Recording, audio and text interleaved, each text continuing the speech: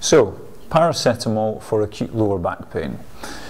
The Lancet, esteemed medical journal, has just published a report from some Australian researchers, and this was picked up by all the big newspapers, into the efficacy, the effectiveness of paracetamol, which is a kind of staple prescription for people with acute, that's recent onset lower back pain.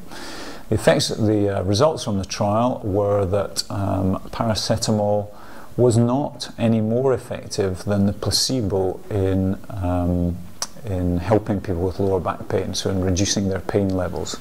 And in fact, I have a little print off here which is just the abstract, so the kind of headlines from the trial. There were 1,500 people involved in the trial, 250 different medical centres involved. The adherence was quite high, so people followed the protocol well. But despite that, there was no benefit to placebo or no benefit from the paracetamol over the placebo.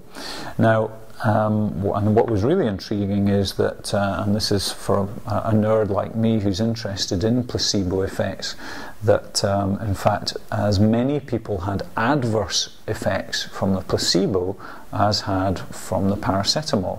So in terms of feeling a bit unwell, that was as likely if you're having a placebo, a sugar pill, as having paracetamol.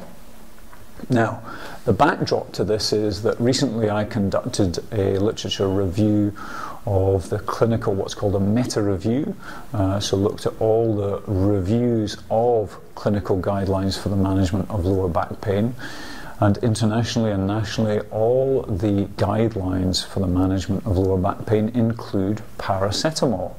And yet here we have a very good trial, what's called a double-blind placebo-controlled trial, showing that there's no benefit of paracetamol.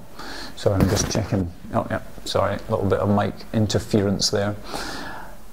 So where does that leave us? I guess you pay as your money, you take your chances. Certainly personally, I do recommend to people regularly, and if you've been a patient of mine in the past, you'll know that I do recommend the judicious use of paracetamol to keep your pain levels down, to help you to do more, and so on. And I will continue to do that because, as I say, the international and national guidelines recommend that that's what we do.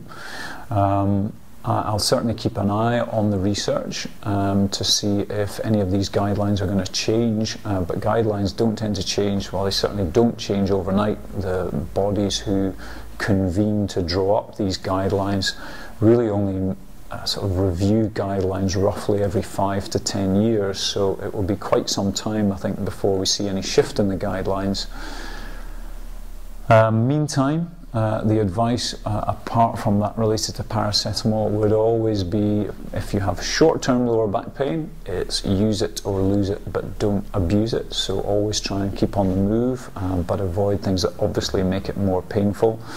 And if you have longer term, and long term means roughly more than 3 months duration of lower back pain or sciatica, then the advice is slightly different, and that's the use it or lose it principle. So if you'd like more information and advice on that, check out our A Million Better Backs online solution for people with lower back pain, or give us a ring, drop me an email, and we'll always be able to help people with lower back pain or sciatica, no matter how desperate your situation is. I'm sure we can help. So yeah, there we have it. Paracetamol, apparently no better than placebo in this particular trial. If anyone has any other insights, if you have a science background and you'd like to critique this trial, then please just do so.